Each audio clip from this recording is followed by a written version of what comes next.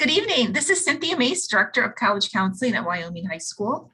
For those of you who do not know me, I work with last names A through L.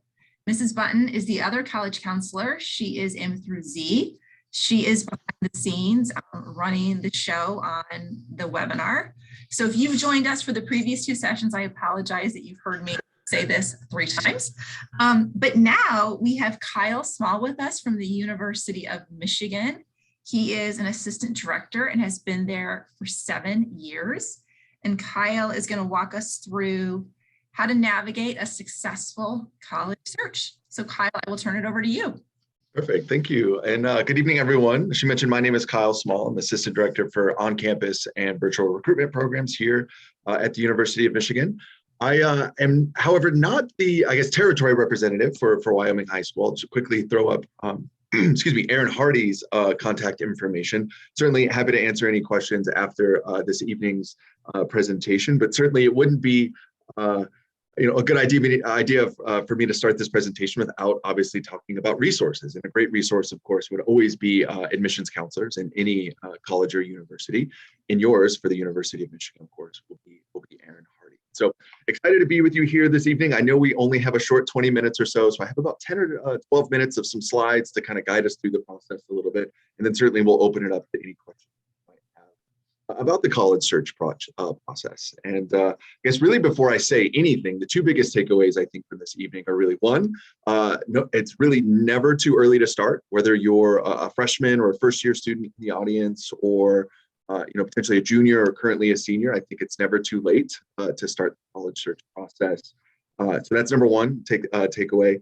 And then number 2, just know that there are so many resources out there for you to help make this successful and easier search for you, right? As I mentioned, we're here at the University of Michigan, but really standard across all colleges or universities or admissions offices, ready and waiting to help you along the way. But sort of a silver lining out of the pandemic is there's lots of virtual resources too. A little bit of a variance there in terms of what colleges or universities offered prior to say 2020. But now that this is something that we're living in day to day, there are lots of virtual resources, not just digital brochures or Instagram posts or anything like that. There's all kinds of virtual content, tours, virtual events like this, so many different ways that you can actually go check out a university or learn more about a university without ever, leaving your couch or leaving your house, no matter where that university might be located. So I think it's important to make those 2 things out to start. Other things, to obviously point out, I'd be remiss if I didn't talk about the different types of colleges, right? I know, I think tonight's presentations all feature 4-year institutions, but I think it's important to also point out that the college is any education, right, after high school. So that could be a vocational school or a technical school where you're learning a trade. It could be a 2-year college or a community college that you use as a stepping stone to a 4-year institution. And of course, featured this evening, quite a few different 4-year colleges. All of these kind of come in all sorts of different shapes, sizes, you name it. But it ultimately comes down to what type of college experience are you looking for? What type of degree are you maybe looking for? And then going from there. There's some other things to consider though, and this is certainly not an exhaustive list, but things to consider to help navigate or maybe even narrow down that search. Things like the type of institution, right? Is it a public institution like us here at the University of Michigan? Is it a private institution, right? Residential, commuter, where it's located, things like maybe a more rural setting. Maybe there's opportunities that presents in and of itself. Things like maybe agriculture, right? Where you're able to have different research projects or get involved in different clubs or organizations in areas like that. Perhaps you want more of an urban setting, right? Maybe the trade-off there is you are in a large city with lots of connections, lots of opportunities outside of the classroom or outside of that university.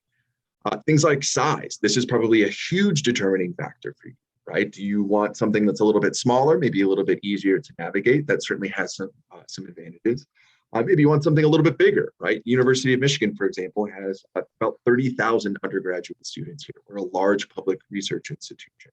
That obviously has a lot of advantages, a lot of flexibility, a lot of exploration, but you might be worried about being a number, right? Big universities have the ability to shrink things down a little bit, but those are also things that you should consider. Things like academic reputation or majors offered, another huge determining factor for students in the schools they might be interested in. Simply put, if that university doesn't offer what I'm interested in, right, that might be an easy way to knock that off or scratch that off of your list. Other things to consider, program rankings, job placement, I'll sort of hesitate or encourage you to hesitate when you look at things like rankings. Those are certainly not end all be alls, right? There are lots of great institutions out there. There's in the US alone, over 4,000 colleges, right, for you to choose from. And, lots and lots of things go into rankings, but, one of many things that you can consider, but one that I would kind of caution you to get too caught up in there. But other things like admissions requirements, this is, in the last couple of years, a huge portion of the admissions process that's changed, right? Before 2020, we weren't an institution that was test optional or test flexible. We now allow students to apply without having a test score. We certainly would love to see one, right now, but if you're not able to for a variety of reasons, you can apply to the University of Michigan, and lots of other institutions now, without ever sitting for either the ACT or the SAT. So admissions requirements could be something that you're really interested in. What do I have to put forth in an application to make sure that I'm reviewed and meet those requirements? And then things like student profile, what is the makeup of the university? What's sort of the breakdown of in-state and out-of-state? Geographical diversity, racial ethnic diversity. Maybe there's a particular identity that you identify with and you want to go to an institution that has that identity, right? Those are things you certainly want to consider. The profile also goes into things like the average admitted student profile. When you think about like average GPA, curriculum, or those sorts of things, that's something again to kind of caution yourself with. Sometimes those are averages, not minimums. So, for example, at the University of Michigan, our average GPA is a 3.9, but we certainly admit students with GPAs below that, right? So, another thing to consider when you think about student profile. And then things like activities, success of students, right? Does it have additional things that can supplement your education, right? At Michigan, for example, we have over 1,600 different student organizations to choose from. So, a great way to supplement your education here. And other institutions are going to offer a wide variety of things for you to get involved in as well. And these can be as complementary or as dissimilar as your intended major or your intended career. Another great thing to look at along the way. And then some things for any parents in the room that might be a little bit more of an immediate concern for you all. Things like costs and financial aid or the success of students, right? Is it really worth the investment? Is it worth, potentially taking out grants or taking out, loans in order to pay for that college? Or am I able to get grants and stipends and scholarships and other things to pay for that education? So again, these are just a small number of things to consider, but things that I think to get your brain thinking about, the college search process and what might be most important to you. As you were selecting these things or kind of thinking through what you might be interested in, there are some ways I think to easily narrow that search down, right? I think visiting college campuses is the number one way really that fit. Do I fit in? Do I feel at home at this institution is a great way to do that. But again, you don't necessarily need to do that in person anymore. There are lots of virtual resources out there, virtual tours, 360-degree tours that can help you get somewhat of a feel there. I will say, as someone who oversees campus events, both in person and virtually, I don't think anything will ever replace the in-person visit. But when you think about reducing obstacles or reducing barriers to attend, for people just trying to learn a little bit more about an institution, virtual events are absolutely a fantastic option and really allow students to connect in a lot easier ways. Other ways to narrow the list: talk to people, right? Counselors, teachers, adults. Upperclassmen, people who have maybe graduated and gone on to college and are in their first and second year, right? Those are fantastic resources because they've been through the process, right? They can tell you about the ups, the downs, things that maybe they would have done a little bit differently, or things that maybe they would have considered if they had the ability to do the process all over. And then again, attend college fairs and presentations, just another plug to just seek out opportunities both in person and virtually, and then visit the website. Again, I've already plugged this a few times, really making sure that that there are lots and lots of resources out there that are no cost to you or very little cost if there's anything associated with that. In terms of sort of a step-by-step process, it looks like there's quite a few in the room this evening. So I'm going to kind of go through each, I guess, year. Don't quite know the breakdown of who's in the audience, but of course we'll start with freshmen and then kind of work up to senior year.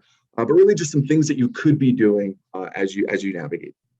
Right. So your freshman year, this is really, you really want to meet with academic counselors or meet with your high school counselors, really make sure that you're on track, right? We want you taking core academic courses, right? Think math, science, social studies, foreign language, computer science, right? Really core subjects that you need sort of a baseline for before you maybe ultimately decide what major, what specialty that you want to go into. And then taking that a step further, trying to get on that college prep track as soon as you can. What I mean by that is, preparing to take AP courses, honors courses, dual enrollment, if that's something that's available, right? Depending on where you're located, right? Making sure that, you're setting yourself up for success for subsequent years to take those more rigorous courses.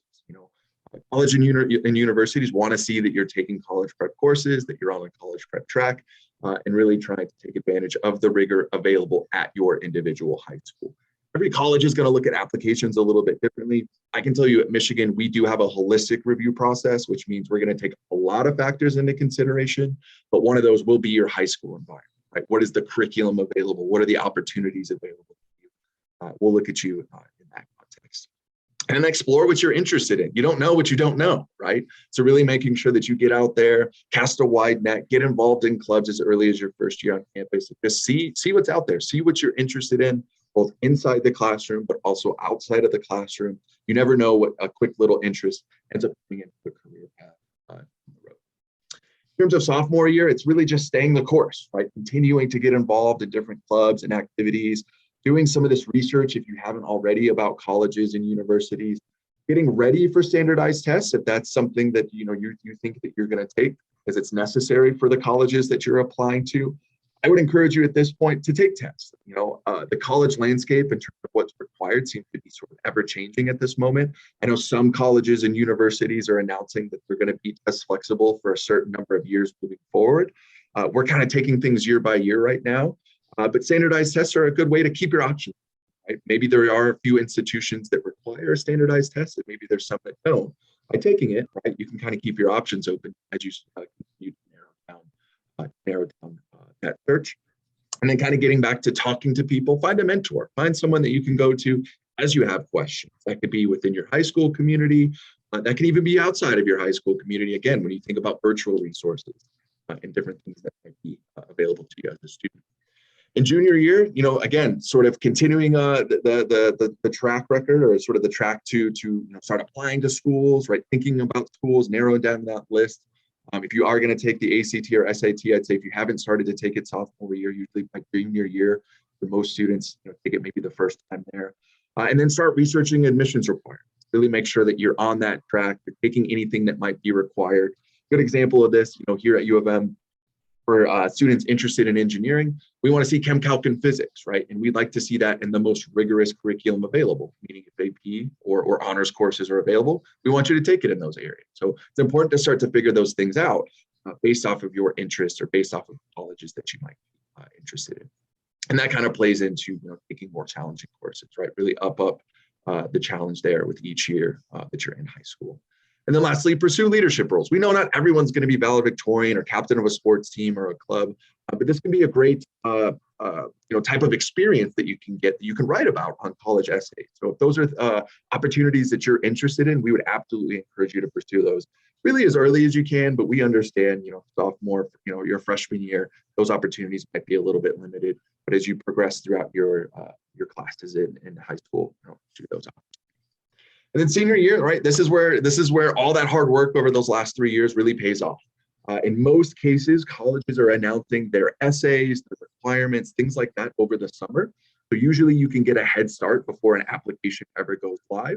In most cases, college applications go live August of your senior year, although some might remain open or continue to be rolling. At Michigan, ours goes live August 1st every single year, but we announce any deadlines or any changes to essay requirements for the summer. So if you wanted to, you could actually get a head start on those things as early as that summer, sort of leading into your senior year. But of course, we always encourage you to submit all applications as early as you can. Usually that means in the fall when you think about early action or early decision, depending on the types of schools that you're interested in. And then of course, cast a little bit of a net, right? Apply to more than one school. I don't know what the current statistics are in the total number of schools that are applying, but at least a handful, right? As you consider your options and really think about what you might be interested in. But as you're applying, that's where you're able to continue to narrow down your choices. You'll start to get decisions back, and you'll have to start to weigh things like financial aid and all of those other factors that go into ultimately making a college choice. And then I know there was more information about financial aid in some of the other sessions, but senior year, of course, that's when you also want to apply for financial aid or other application, or be mindful of other application processes. Maybe housing deadline. You're applying to a particular like in-residence program or something like that. Just a quick plug to be sure to be a lookout on for those things your senior year as well. So I'm going to pause there. I actually went a little bit over time there, but I'll pause for any questions that you all have. I don't know if we're going to rely on the Q&A or if people submit them via chat, but I'm an open book. If you have any questions about the college search process, anything that I went over, we'll even open up to Michigan admissions if you have specific questions there. But any questions for me that I can answer for you all? So I'm not seeing anything in the Q&A, but I have a question for you. Sure. Yeah. So one of the things in the state of Ohio is a program called College Credit Plus, where it's like dual enrollment. Okay. But at Wyoming, we have a pretty robust AP program, depending on what students select, 23 to 26 APs every single year. Does Michigan have a preference whether or not students take AP or they take advantage of College Credit Plus?